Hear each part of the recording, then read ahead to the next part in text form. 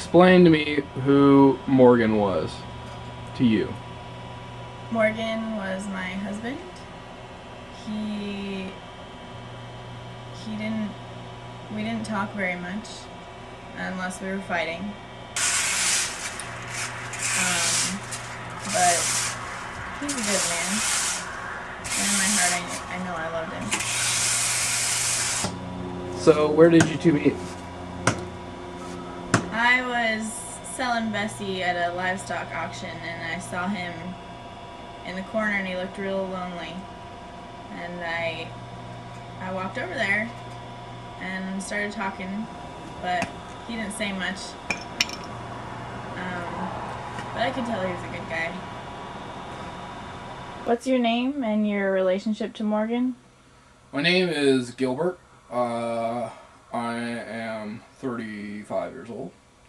I currently live with my mother, but I used to live in Morgan's shack, actually kind of behind it. I set up a tent back there.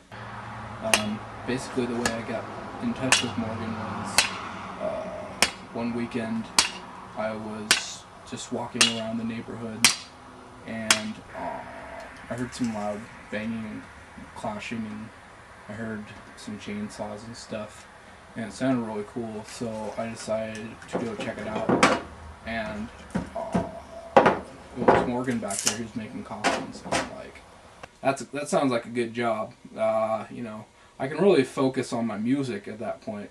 You know, we're called the Wolf Pack. Me and there's two other guys. We're kind of a rap, experimental, hard rock. It's a fusion. You know, it's like you really got to listen to it to understand.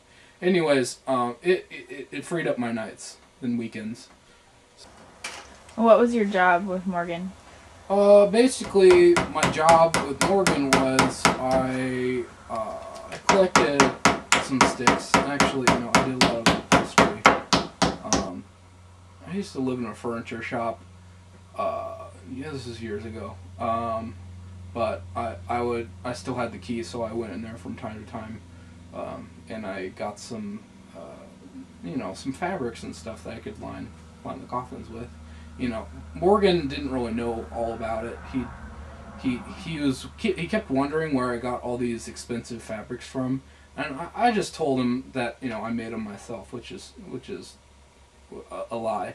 But basically, I would upholster them. He would do most of the carpentry, and then I would have to deal with the actual bodies when they came to us.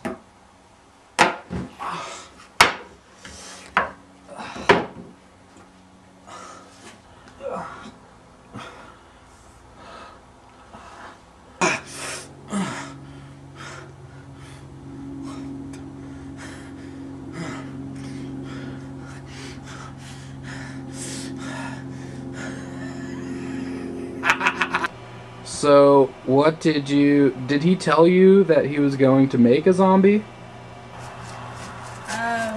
One night I was making dinner and he came stumbling in the house. He was drunk and he came into the kitchen just rambling about it was just nonsense. And he yelled at me, "Why don't we have any kids?" And I said, we can't have any kids. You know we can't have any kids.